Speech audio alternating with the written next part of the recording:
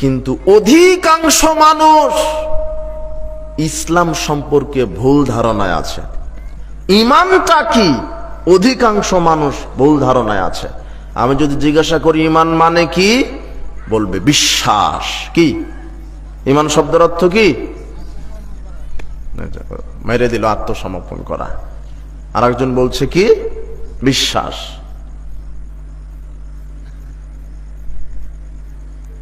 ঈমানের শাব্দিক অর্থ হচ্ছে নিরাপত্তাময়।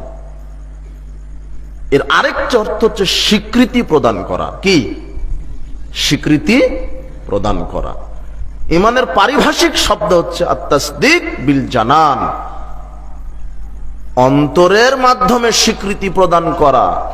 ওয়াল ইকরারু বিল লিসান, মুখের মাধ্যমে স্বীকৃতি প্রদান করা। ওয়াল আমালু বিল আরকান, কর্মের মাধ্যমে স্বীকৃতি প্রদান করা। আমি যে মুসলিম, আমাকে আমলের মাধ্যমে দেখাতে হবে আমার ঈমান আছে। এটা আল্লাহ বুঝবেন কি দিয়ে? আমলের মাধ্যমে। আপনি শুধু বিশ্বাস করেন আল্লাহ আমার স্রষ্টা, আল্লাহ আকাশ থেকে বৃষ্টি দেন, আল্লাহ খেতে দেন, পরকাল মানি, পরকাল বিশ্বাস করি। আপনি আল্লাহকে বিশ্বাস করেন কিন্তু আপনি আমল করেন না, তাহলে আপনি ঈমানদার না। শুধু